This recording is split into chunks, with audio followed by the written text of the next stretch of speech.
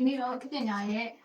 ကြပြစာအုပ်လေးပေါ့နော်ကြပြလေးများရုပ်ခါရဲ့စေအောင်လာခြင်းအယုတ်လေးလက်ခောက်စုပ်ပဲဆိုပြီးတော့ပူဝန်စာအုပ်လေးတစ်အုပ်ရှိရပါတော့ KG မှာအဲ့မှာဆိုလို့ရှိရင်ဒီအယုတ်ခောက်နည်းလေးပေါ့နော်အဲ့စာအုပ်ရဲ့အနောက်စာမျက်နှာ62မှာအယုတ်ခောက်နည်းလေးပဲပါတယ်ပေါ့နော်အဲ့မှာဆိုလို့ရှိရင်စက္ကူခောက်နည်းမှာအရင်ဆုံးသင်္ကေတတွေပါတယ်အဲ့သင်္ကေတလေးတွေကိုတစ်ချက်လောက်ရှင်းပြခြင်းတယ်ပေါ့နော်ဒီတိုင်းလေးပြထားမယ်ဆိုလို့ရှိရင်ဒါကအဆက်ပြထားတဲ့အတိုင်းခောက်ရမှာပြီးရင်ဒီလိုမျိုးမြားလေးပါမယ်ဆိုရင်တစ်ဖက်ကိုခောက်ရမှာပြီးတော့မြားတစ်ဖက်ခေါင်းတစ်ဖက်ပါမယ်ဆိုလို့ရှိရင်ပြန်ဖြန့်ရမှာပြီးတော့အပေါ်သို့ခောက်ရန်အောက်သို့ခောက်ရန်ပြီးတော့ခောက်ရုံးနှစ်ချောင်းကိုလုပ်ပြီးတော့ပြန်ဖြန့်ရန်ဆိုပြီးတော့သူ့သင်္ကေတလေးအတိုင်းပေါ့နော်အဲ့လိုလေးပေးထားတယ်အဲ့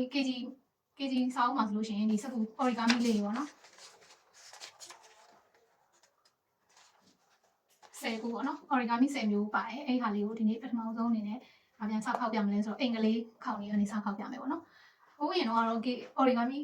origami ဗီဒီယိုလေးတင်ထားရှိရပေါ့နော်ဒါပေမဲ့အဲ့ဒါအရင်မစုံဘူးဆိုတော့အခုကတော့ KG origami ကိုအစင်လိုက်လေးပြင်ပြီးတော့တင်ပေးမှဖြစ်တာပေါ့နော်ပထမဆုံးကအင်္ဂလိပ်ခောက်နည်းပါအင်္ဂလိပ်ခောက်နည်းမှာဆိုရင်အစင်အားလုံးပေါင်း9ဆင့်ရှိတယ်ပေါ့နော်အဲ့ဒါလေးကတော့စာအုပ်ထဲမှာကြည့်လိုက်ရင်တော့သိရမယ်ပေါ့နော်အခုကတော့ချက်တစ်ခါလေးလက်တွေခောက်ပြပါမယ်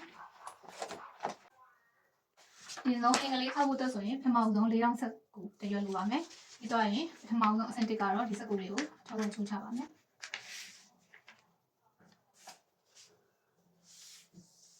ဒီလိုလေးတဝက်တတိချိုးချမယ်ပြီးတော့ရင်ပြန်ဖြန့်ပြီးတော့ဒီအလဲကိုတစ်ဖက်ကနေပြီးတော့အပြန်ချိုးမယ်ပြီးတော့ရင်နောက်ထပ်ဒီဘက်တစ်ဖက်ကလည်းဒီအလဲကိုပြန်ခောက်မယ်ပေါ့နော်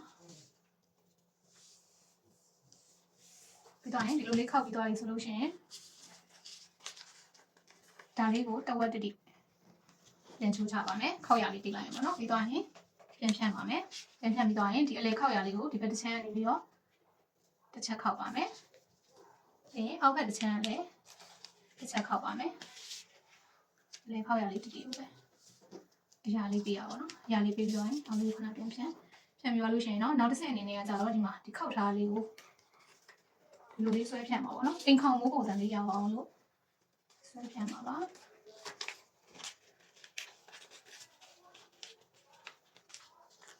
လိုတစ်ခါကိုဖြန့်လိုက်မယ်ထိတ်ချွန်လေးကိုဆွဲထုတ်လိုက်တာပေါ့နော်မြင်ရလားမသိဘူးဒါမှလည်းထိတ်ချွန်လေးကိုဆွဲထုတ်လိုက်ပါမယ်အဲ့ဆိုရင်ဒီမှာခေါင်မိုးပုံစံလေးရပါတယ်ပေါ့နော်ပြီးတော့ရင်ဒီအောက်ကခုနနေရာလေးကိုဒီလိုလေးခောက်ချလိုက်ပါမယ်ပြီးရင်တော့အိမ်ပုံစံလေးပေါက်သွားအောင်လို့ပြရင်းပေါက်လေးအောက်ကဒီဟာလေးကိုနည်းနည်းလေးပို့ခောက်လိုက်တော့ပို့စင်ပြီဒီမှာအိမ်ပုံစံလေးပေါက်သွားအောင်ပြရင်းပေါက်လေးနဲ့တကားပေါက်လေးဆွဲပါမယ်နော်တကားပေါက်လေးကိုအစင်ပြေသလိုလေးဆွဲလို့ရပါတယ်